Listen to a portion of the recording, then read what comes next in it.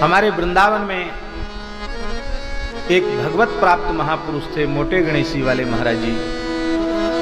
उन्होंने एक संत को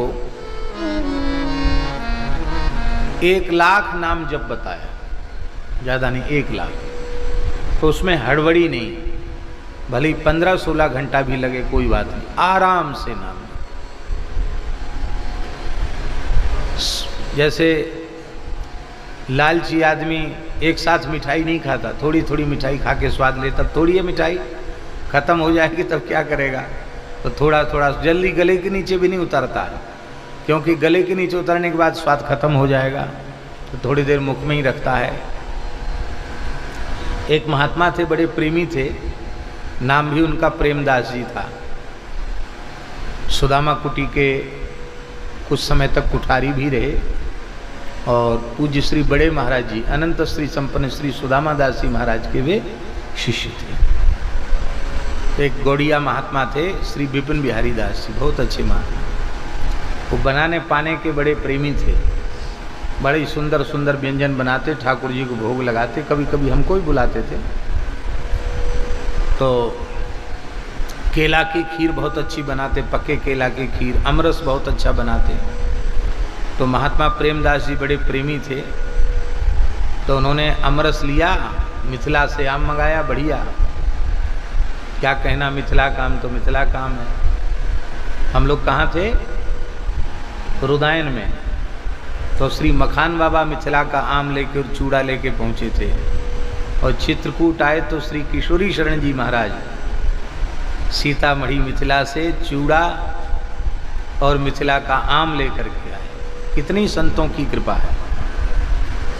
तो महाराज वो क्या किया उन्होंने, वो महात्मा ने, हम भी बैठे थे, पाने मने आमरस का खूब भर के घूट लिया और फिर गले के नीचे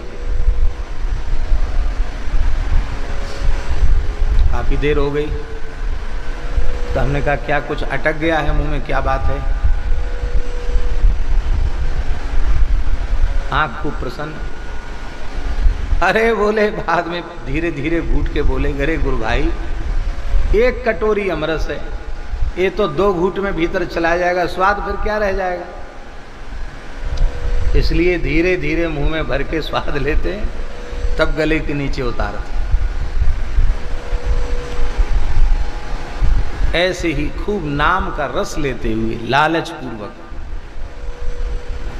प्रतिपदम पूर्णामृतास्वादनम, प्रतिपदम प्रतिपद में पूर्णामृत का स्वाद देने वाला है।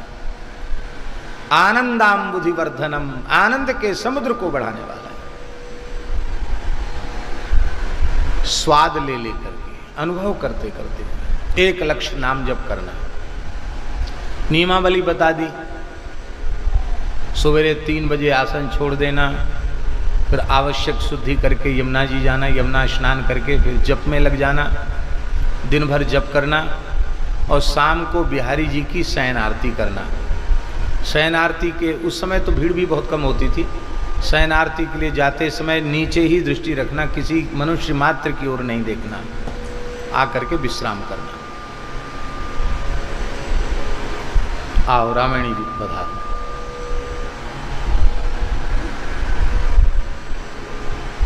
विराज।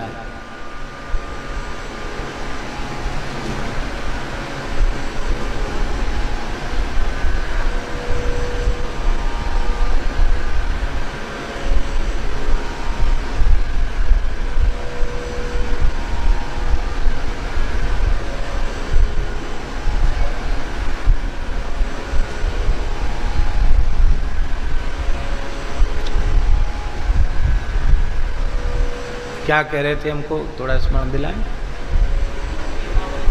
हाँ, तो नियमावली उन्होंने बताई कि इस प्रकार से आपको रहना है, और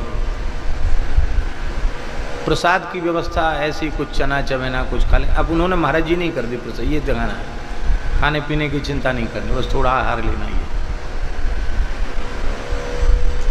दिन भर साधन करना है। और मंगलवार हमारे पास थोड़ी देर के लिए आना, बस।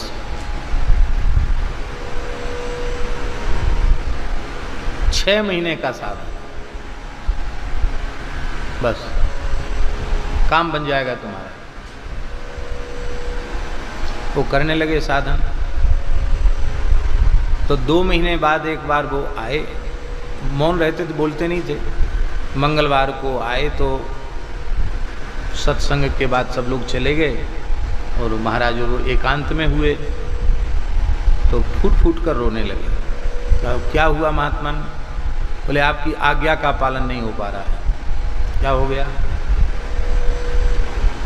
बोले अब नाम लेते ही इतनी विकलता बढ़ जाती है कि कभी नाम चलता है तो माला रुक जाती है, कभी माला चलता है तो रोते ही रह जाते हैं। उस संख्या भूल जाती है, स्मृति में नहीं रहती है। सुमेरु को बदलने का भी होश नहीं रहता है। अब वो 1 लाख हो रहा है कि नहीं हो रहा है, राम जी जाने। हम बहुत दुखी हैं कि एक महापुरुष ने आज्ञा दी और हम उसका पालन नहीं कर पा रहे हैं। अभी तक तो चला, लेकिन ये 10-15 दिन से पता नहीं क्या हो गया। रोते रोते समय बीत जाता है। तो पूज्य मोटे गणेशी वाले महाराज जी ने उस संत को हृदय से लगा के कहा कि अभी तक तो क्रिया हो रही थी, अब नाम जप शुरू हुआ है। क्या कहा? अभी नाम जप की क्रिया मात्र हो रही थी, लेकिन अब नाम जप शुरू हुआ है। आपको कितना समय लगता था? बोले लगभग 15 घंटे लगता था। आप 15 घंटे देखो, बैठो, ज़्यादा बैठ जाओ कोई बात, 15 घंटे से कम मत बैठो। अब माला को नमस्कार कर लो, ऐसे ही राम राम करो, वैखरी वाणी से उच्चारण पूर्वक राम नाम।